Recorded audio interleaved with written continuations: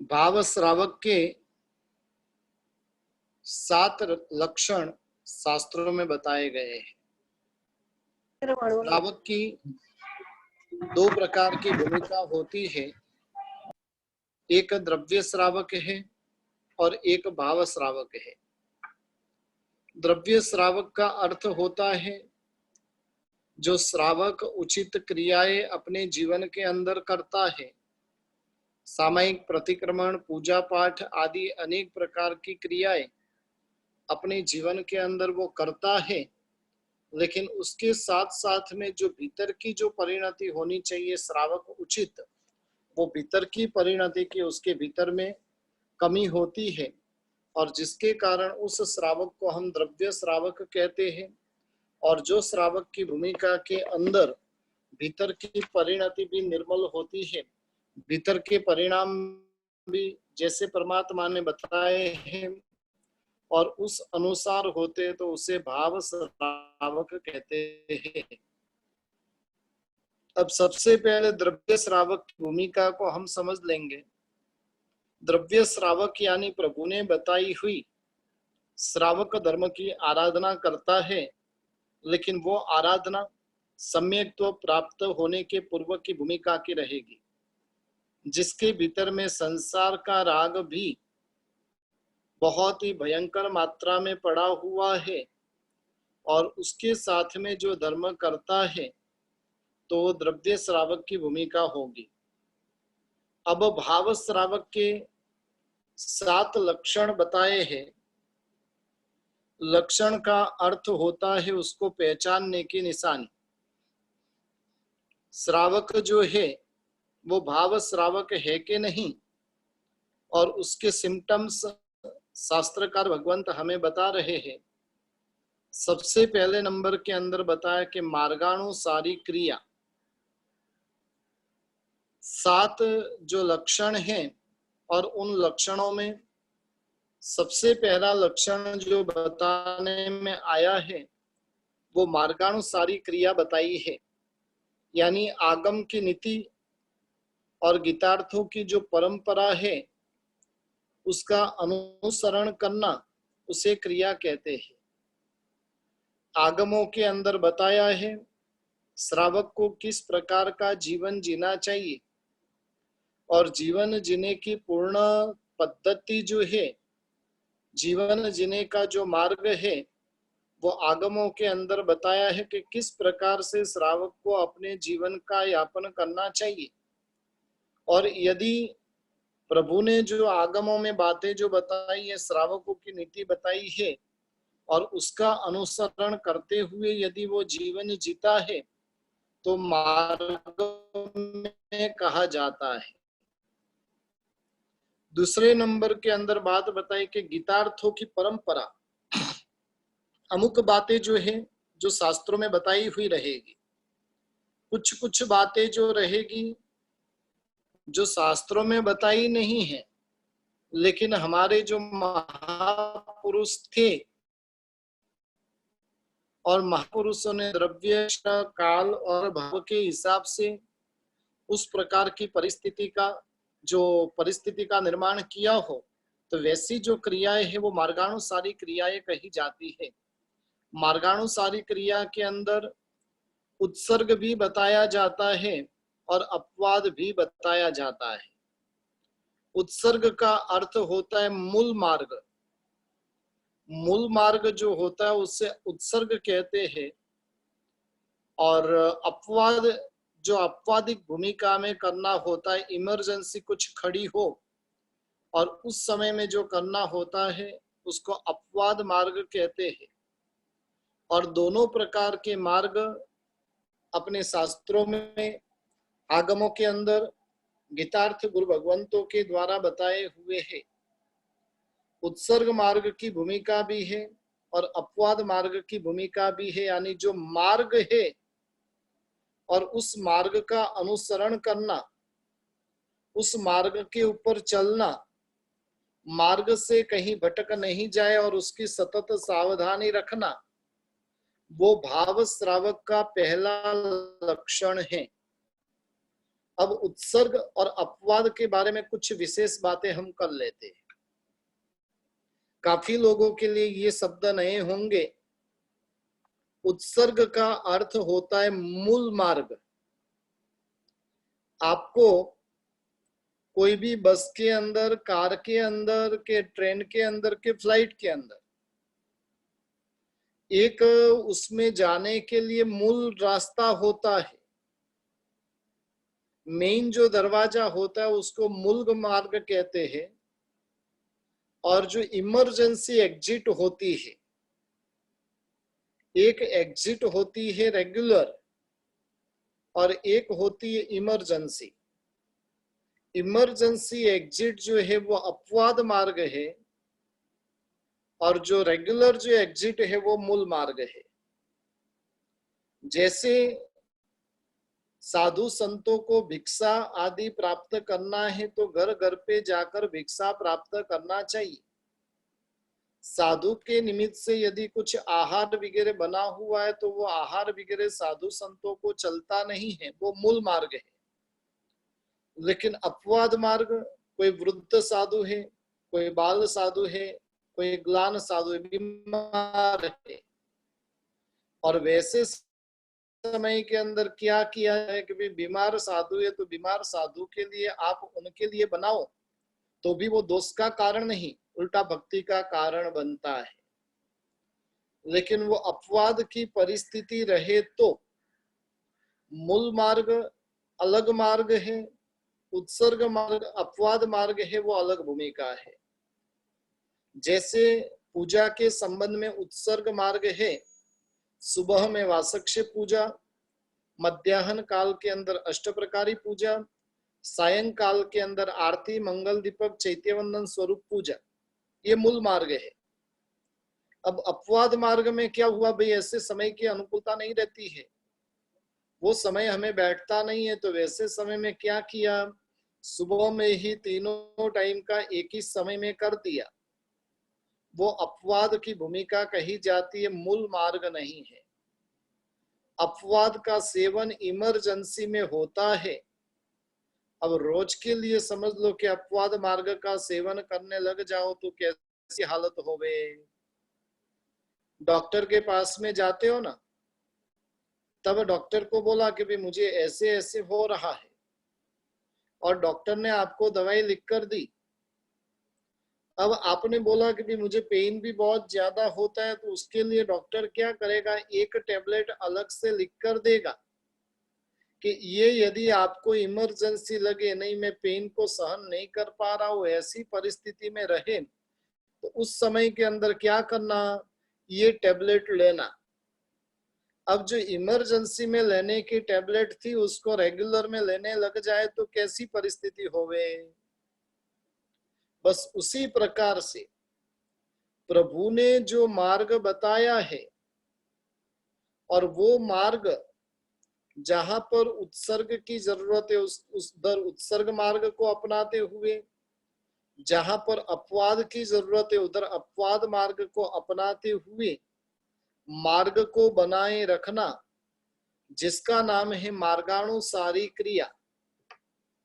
यानी मार्ग के अनुरूप जो मोक्ष के मार्ग के ऊपर हम चढ़े हुए हैं, अब उस मार्ग में चढ़ने के लिए क्या क्या आवश्यक क्रियाएं होती है, और वो सभी प्रकार की क्रियाएं करना, उस क्रिया का नाम है उत्सर्ग मार्ग। और इमरजेंसी में कोई उसमें परिवर्तन करना वो अपवाद मार्ग है। लेकिन क्रिया किए बिना आप भाव श्रावक की भूमिका में हो सकते नहीं हो, और भाव रहेगा तो क्रिया के स्वरूप में आए बिना रहता नहीं है। आप किसी के घर पे मेहमानगिरी के लिए गए, वहां पर आप गए, सामने वाले को आपके साथ में बहुत सारा प्रेम स्नेह रहा हुआ है। अब वो बोले कि नहीं भी मुझे तो आपसे बहुत सारा प्रेम है, बहुत सारा प्रेम है, और खाली बातें ही करता रहे, नहीं पानी का पूछे, नहीं नाश्ते का पूछे, नहीं खाने पीने का पूछे, कैसी परिस्थिति होवे। उसका प्रेम वो वास्तविक प्रेम कहा जाएगा? उसको आपसे कितना भी लगाव रहेगा, लेकिन दोबारा लगभग उनके घर पे आप जाने के लिए तैयार नहीं होंगे। शास्त्रों में तो बात बताइए कि आव नहीं, आदर नहीं, नयन नहीं, नयनन में नेह, उस घर कबहू न जावे, चाहे कंचन बरसे मेह। यानी जहां पर आवकार नहीं है, जहां पर आदर भाव नहीं है, और उस घर पे कभी भी नहीं जाना है, चाहे उसके घर पे सोने की बारिश क्यों ना होती हो। उसके घर पे सोने की बारिश होती है तो हमें क्या लेना देना है। बस उसी प्रकार से प्रभु ने जो मार्ग बताया, उस मार्ग का सही तरीके से अनुसरण करने वाला रहे। भगवान ने जो मार्ग दिया और उस मार्ग के अनुरूप यदि चलने वाला रहे तो पहली भूमिका में आता है। यानी वो अपने जीवन के अंदर मार्गानुसारी की क्रिया करने वाला बनता है। दूसरे नंबर के अंदर बताया धर्म में उत्कृष्ट श्रद्धा। आज जो अपना विषय चल रहा है, भाव श्रावक के लक्षण बता रहा हूं। भाव श्रावक की भूमिका में हम है कि नहीं। पहले नंबर में मार्गानुसारी क्रिया बताई। अब दूसरे नंबर के अंदर धर्म में उत्कृष्ट श्रद्धा। और श्रद्धा है कि नहीं हमारे भीतर में, उसके लिए शास्त्रों में 4 लक्षण बताए हैं। टेम्परेचर अपना चेक करते जाना कि भी मेरे भीतर में भी ऐसे भाव श्रावक के लक्षण है कि नहीं। नहीं रहे तो उन लक्षणों को जीवन में अपनाने का, लाने का मैं प्रयास करूं।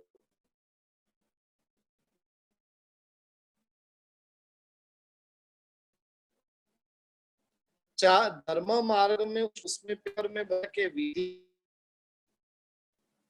जो लिखते हो, ये सारे गुरुजी आवाज कट हो रही है। तो कि जो मार्ग है, जो विधि विधान गुरुजी आवाज नहीं आ रही। परमात्मा ने बताया है,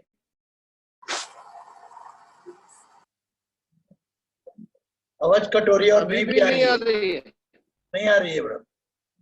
हेलो, अभी भी कट हो रही है, बहुत कट हो रही है।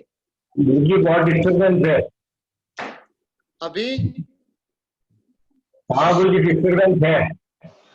थोड़ा अभी भी थोड़ा डिस्टर्बेंस है। पोजीशन चेंज कीजिए, थोड़ा पोजीशन चेंज कीजिए। एक ही मिनट, अभी देखिए। हाँ ठीक है, नहीं गुरुजी। अभी ठीक है ना? ठीक है गुरुजी। ठीक है, ओके। दूसरे नंबर के अंदर धर्म में उत्कृष्ट श्रद्धा की बात बता रहे हैं। धर्म जो है और धर्म के प्रति की उत्कृष्ट श्रद्धा अंतःकरण में होनी चाहिए। अब उत्कृष्ट श्रद्धा पैदा करना है तो उसके लिए 4 बातें बताई है शास्त्रों में। मुझे डिस्टर्बेंस बहुत है। किसी का ऑडियो चालू है क्या, जरा बोलिए। किस अभी सबको आवाज बराबर आ रही है? जी गुरुजी। हाँ, कोई मेहरबानी करके कोई भी ऑडियो चालू नहीं करे, खास ध्यान रखे। चलो, धर्म में उत्कृष्ट श्रद्धा वह दूसरे नंबर का लक्षण बताया है भाव श्रावक का। और उसके अंदर 4 पॉइंट बताए हुए हैं। पहले नंबर में बताया कि विधि सेवा, जो क्रिया विधि विधान जो परमात्मा ने बताया है, उस क्रिया मार्ग को बहुमान भाव के साथ में उसका स्वीकार करना चाहिए। उसमें कहीं पर भी अविधि नहीं हो जाए, और उसके लिए सतत हमें सावधान रहना है।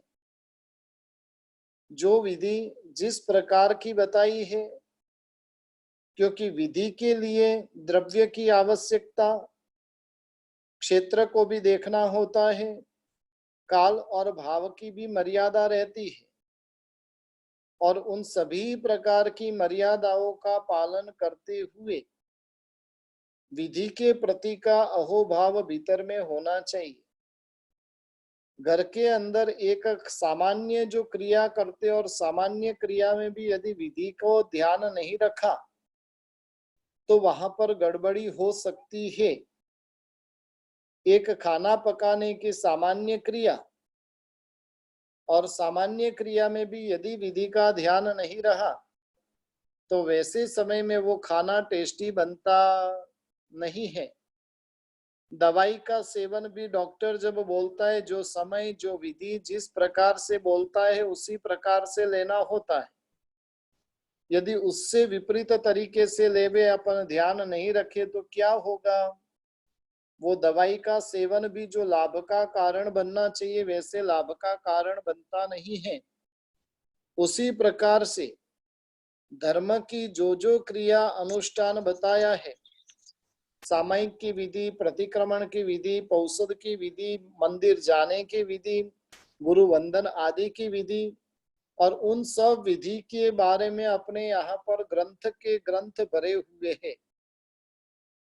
इन सब विधि मार्ग के ऊपर सैकड़ों ग्रंथ आज भी अपने भीतर में रहे हुए, अपने पास में रहे हुए हैं। तो उसकी जो जिस प्रकार की विधि बताई है उस प्रकार के विधि मुताबिक कार्य करना चाहिए, क्रिया करनी चाहिए, और विधि करते समय विधि के प्रति का बहुमान भाव पूर्ण रूप से होना चाहिए।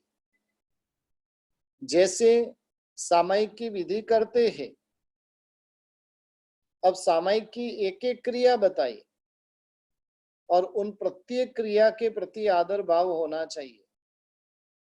अधिकांशतः तो लोग ऐसे होते कि सामायिक करने जाते और बैठका लेकर ही नहीं, चरवला लेकर ही नहीं जाते। एक चीज ध्यान रखिए कि सामायिक में बैठके की जरूरत नहीं है, लेकिन सामायिक में चरवला और मुपत्ति कंपलसरी चाहिए, बैठका कंपलसरी नहीं है। पूरे प्रतिक्रमण के अंदर आपके पास में बैठका नहीं रहे तो भी आराम से आप प्रतिक्रमण कर सकते हो, क्योंकि पूरी प्रतिक्रमण की क्रिया में कहीं पर भी बैठना आता ही नहीं है। पूरा का पूरा प्रतिक्रमण वो खड़े खड़े ही करना होता है, या तो उसके लिए योग्य जो मुद्राएं बताई और उन मुद्राओं के अंदर वो करना होता है। लेकिन जब विधि के प्रति आदर भाव नहीं रहे तब क्या करे? जो चरवला है वो छोड़कर चले जाए और मुपत्ति और बैठका लेकर चले जाए। और संवत्सरी जैसे दिनों में तो देखा जाता है कि बैठका भी जो होता है ना, एक ब्लैंकेट या तो एक सॉल बिछा देते हैं और उसके ऊपर 6 मेंबर बैठ जाते हैं। उचित नहीं है। उसका भी प्रमाण बताया, बैठका कितने प्रमाण का, चरवला कितने प्रमाण का, मुपत्ति कितने प्रमाण की, और उसका भी प्रमाण बताया। नहीं, विधि के प्रति बहुमान होना चाहिए। आज अपना चरवला देखने जाए तो सबका मिनी चरवला हो गया। अब मिनी में से माइक्रो की भूमिका में शायद आ चुका है। इतना सा चरवला होता है। हालांकि चरवला जो है वो 32 अंगुल का होना चाहिए। आप खड़े खड़े भी थोड़ा भी झुके बिना जमीन को स्पर्श हो उतनी साइज का चरवला चाहिए ताकि भूमि की प्रमार्जना कर सके। लेकिन विधि के प्रति बहुमान नहीं रहा, और बहुमान नहीं होने के कारण क्या हुआ? एक समझ लो कि भी आपको मोबाइल को चार्जिंग करना, अब चार्जर दूसरे का डालेंगे तो क्या होगा? चार्ज होगा कि नहीं? दूसरे ही मोबाइल का, दूसरी कंपनी का यदि चार्जर डाल दिया तो चार्ज नहीं होता है। वैसे ही प्रभु ने बोला कि भी 32 अंगुल वाला वो एक कंपनी हो गई और 32 अंगुल वाला चरवला चाहिए। आपने खाली 10 अंगुल का चरवला रख दिया तो कैसे चलेगा? लेकिन ये सब किसके लिए है? वो सब बातें बहुत महत्वपूर्ण है। अभी किसी ने प्रश्न पूछा कि बैठका क्यों नहीं चाहिए? बैठका नहीं चाहिए वैसा मैं नहीं बोल रहा हूं। बैठका एक बार नहीं रहे तो भी चल सकता है, क्योंकि पूरे बैठके का प्रयोग कब करना है, जब जमीन के ऊपर बैठना हो। तो पूरे प्रतिक्रमण के अंदर कहीं पर भी बैठने की विधि ही नहीं आती। सामयिक है तो सामयिक में भी खड़े खड़े कौशिक ध्यान में खड़े हो जाओ तो बैठके की आवश्यकता नहीं है। हालांकि बैठका, चरवला, मुपत्ति ये सब उपकरण ही है सामयिक के। करने बैठते तो ये सारे के सारे उपकरण चाहिए, लेकिन कोई संजोग वसात कभी कभार बैठका नहीं रहे तो भी चल सकता है, लेकिन चरवला नहीं रहे तो चलता ही नहीं है। यानी ये जो विधि है, क्रिया है, उनके प्रति का एक बहुमान भाव भीतर में प्रकट होना चाहिए। दूसरे नंबर में बताया कि दर्शन, ज्ञान, चारित्र के प्रति उसकी आराधना में कभी भी तृप्त होना नहीं है। हम संसार के भोगों को भुगतते हुए कभी तृप्ति होती नहीं है, और धर्म थोड़ा सा करते और तृप्ति हो जाती है। एक बार जीवन में मासिक स्मरण कर दिया, फिर तृप्ति कैसी? लाइफ टाइम की तृप्ति हो जाती। अब मासिक स्मरण कोई कहे तो भी पूरी जिंदगी में करना नहीं है। और ये क्या बता रहा है? तप धर्म में हम तृप्त हो गए नहीं। दर्शन यानी परमात्मा की पूजा आदि, गुरु वंदन आदि, ज्ञान यानी पढ़ाई करते रहना, और चारित्र यानी सामायिक प्रतिक्रमण, पौषध आदि की क्रिया, वो जितनी भी करे उतनी कम लगनी चाहिए, उससे तृप्त नहीं होना है। भोजन करते करते, पानी पीते पीते तृप्त हो सकते हैं, लेकिन सम्यक दृष्टि भाव श्रावक जो होता है वो धर्म से उसको कभी भी तृप्ति होती नहीं है। उसको जितना भी धर्म करे उतना कम लगता है। इसलिए हमने सामयिक जुत्तों में कहा कि बहुसो सामायियम कुज्जा। सामयिक कितनी बार करनी? एक बार करके तृप्त हो जाना नहीं, बहुसो, बहुत सी बार सामयिक करते रहना। इसलिए भाव श्रावक रहेगा, उसका लक्षण है दर्शन, ज्ञान, चारित्र की आराधना करते हुए वो कभी भी तृप्ति महसूस नहीं करेगा। नहीं, अब बहुत हो गया, अब मुझे करना नहीं है, अब कल की बारी नहीं, ऐसा वो कभी नहीं सोचेगा। जितना भी करेगा वो उसे कम ही लगेगा। जैसे बिजनेस के अंदर कितनी भी कमाई कर लो, लेकिन फिर भी तृप्ति होती है कि नहीं? आज जितने भी सुन रहे हैं ना, वो सभी एक नियम ले लीजिए भाई, आपको चलो आपके पास में जितना है उससे 100 गुना ज्यादा चाहिए। संकल्प कर दीजिए कि भाई 100 गुना प्राप्त हो गया, उसके बाद में मैं फिर कमाना बंद कर दूंगा। लेकिन लिमिट ही नहीं है। धर्म में लिमिट है, पाप में कोई लिमिट नहीं है। और वो लिमिट नहीं होने के कारण क्या होता है? पाप भरपूर मात्रा में चलता है और धर्म मर्यादित हो जाता है। तीसरे नंबर के अंदर शुद्ध देशना, यानी आगम के जो रहस्य है उन रहस्यों को सुनकर जब संसार में रहते हुए भी कोई भी बात करने की हो तो प्रभु के आज्ञा अनुसार, आगम के अनुसार कोई भी बात करनी चाहिए। संसार की बात करनी हो वहां पर भी भगवान की बात को तो कहीं पर बाधा नहीं पहुंच रही है ना, उसको देखकर फिर कोई भी बात करनी चाहिए। अपने मन में आया और वैसे बोलने लग जाए तो वो शुद्ध श्रावक, भाव श्रावक हो नहीं सकता है। और चौथे नंबर के अंदर बताया स्खलित परिशुद्धि, व्रत आदि जो अंगीकार किए हुए हैं और जो जो अतिचार लगता है उन अतिचारों की वो क्या करता है तो कि आलोचना लेकर शुद्ध बनता है।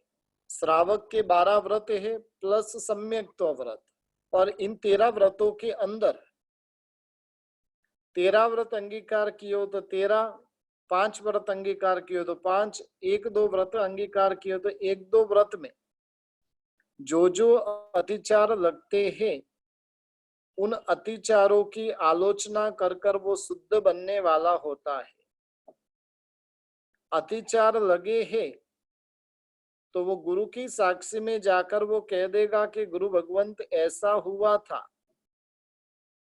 आज उपवास किया और उपवास किया गलती से कच्चा पानी पी लिया, क्योंकि रोज की आदत नहीं है तो वो स्खलना हुई।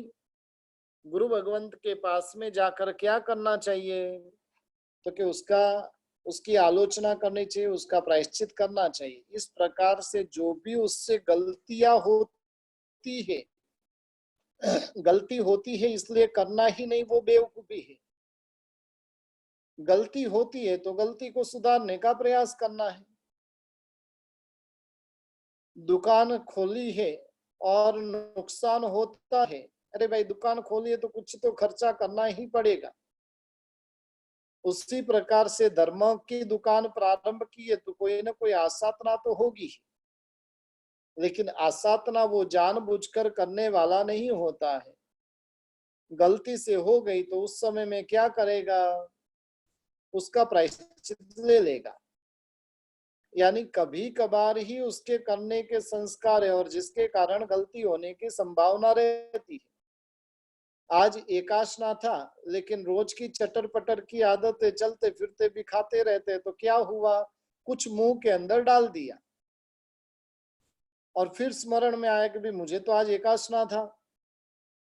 तो गुरु भगवान से प्रायश्चित लेना है कि गुरुदेव बाय मिस्टेक, हालांकि आप जब पचखान लेते हो तो ये सारे के सारे आगार इसके अंदर आ जाते हैं। पच्चन कालेणम, दिशा मोहिणम, साहु वैणम, महत्रा कारणम, सब्वस माही वत्या करणम, ये सारे के सारे आगार उसके अंदर आ ही जाते हैं।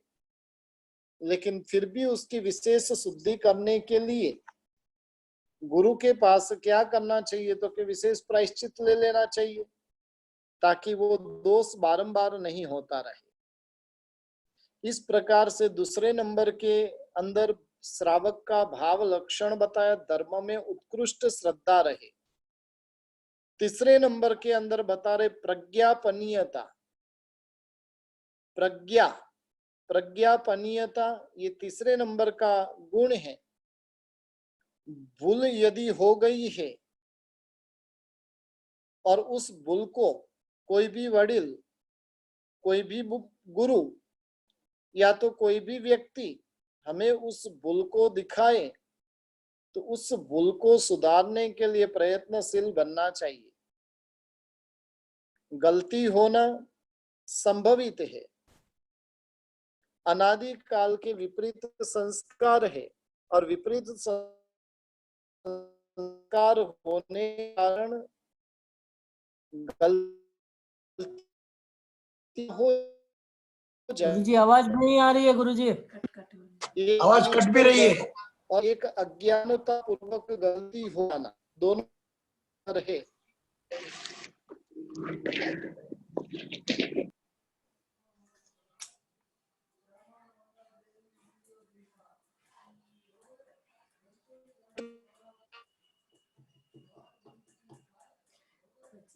अभी आ रही है आवाज?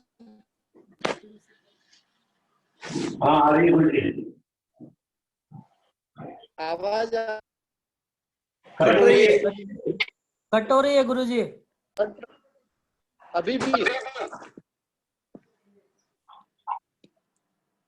डिस्टर्बेंस है। हाँ अभी आ रही है। हाँ गुरुजी। ठीक है। तो यानी कहने का मतलब है प्रज्ञापनीयता, यानी गलती हो जाए तो उस भूल को सुधारने का प्रयत्न करना चाहिए।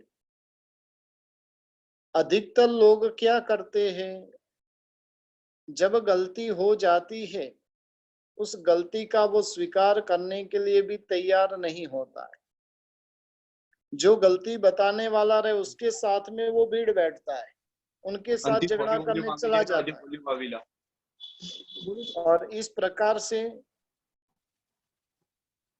वो यानी जो भी गलतियां करता है और साथ में गलती का पक्ष लेकर चलता है,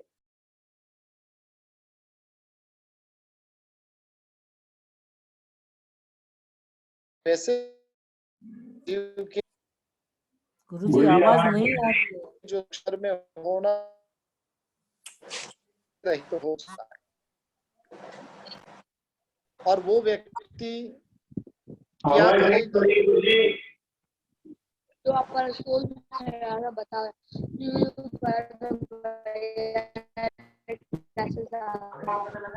ये आवाज कट हो रही है। अब क्या करूं उसके लिए मैं, मेरे पास और कोई रास्ता नहीं है। नेटवर्क तो इधर फुल बता रहा है।